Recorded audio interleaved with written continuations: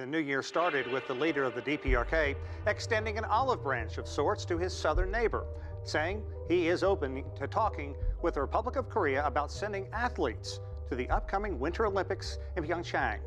However, at the same time, there was a blunt, harsh warning to the United States. Fireworks over the capital of the DPRK ushered in the new year.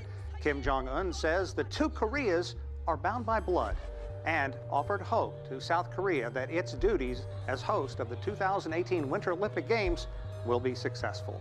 Wearing a Western-style gray suit, the DPRK leader said the two sides should come together and try to find a peaceful solution to the highly charged situation on the Korean peninsula. The office of South Korean President Moon Jae-in has indicated he'd be willing to talk anytime, anywhere, in an effort to normalize relations. While Kim Jong-un's conciliatory remarks were welcomed in the South, he had a harsher message for the United States as the DPRK faces punishing United Nations sanctions and large-scale U.S. military drills in the region. The whole of the U.S. mainland is within our nuclear strike range.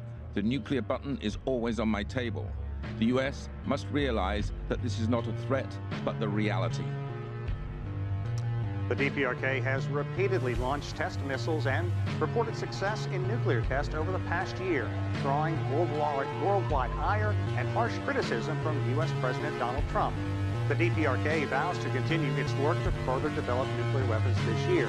China is among the nations urging the DPRK to halt its weapons program and encouraging the U.S. to stop its military maneuvers off the DPRK coast in an effort to bring both nations to the negotiating table and in hope of creating a nuclear-free peninsula.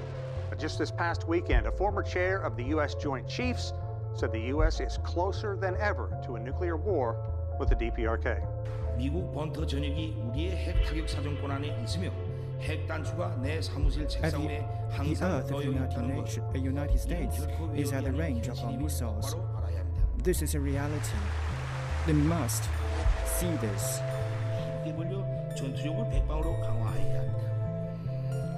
국방공업 부문에서는 We should 제8차 군수공업대회에서 당제시한 increase our combating forces.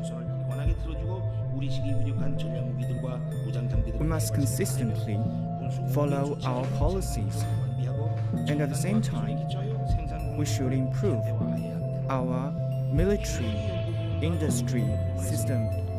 In nuclear field, we have at our hands the power of the weapons, and we all should massively produce the ballistic missiles and the nuclear weapons. At the same time,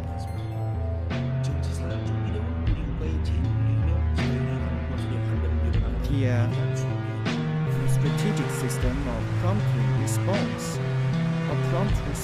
should also be established. In the freezing environment of the Winter Olympics, there might be a chance for a thaw in relations between South and North Korea. Hopes are being raised following the New Year address by Kim Jong-un. North Korea's leader suggested sending a team to the Winter Games starting in South Korea next month. Government leaders in Seoul were quick to seize the opportunity. The government proposes to hold high-level talks with North Korea on January 9th at the Peace House in Panmunjom Truce Village to discuss North Korea's participation in the Pyeongchang Winter Olympics. South Korea's president favors talks with the North as a way of managing Pyongyang's nuclear and missile threats. The improvement of relations between North and South Korea cannot go separately with resolving North Korea's nuclear program. So the Foreign Ministry should coordinate closely with allies and the international community regarding this. The Chinese say they've noted what they call positive signals from both sides of the border. China welcomes and supports North and South Korea taking earnest efforts to treat this as an opportunity to improve mutual relations, promote the alleviation of the situation on the Korea Peninsula, and realise denuclearization on the peninsula. While offering to send a team of athletes to the Olympics, Kim Jong-un also said the nuclear button is always on the desk of my office. A North Korean nuclear bomb test last year, as well as the firing of more than 20 missiles, continue to defy the world. US President Donald Trump wants to toughen sanctions further as Pyongyang continues to develop nuclear missiles it says will be capable of hitting the continental United States. If negotiators do meet next week ahead of the Winter Olympics, they'll be their first formal talks in 2 years. Bernard Smith, Al Jazeera.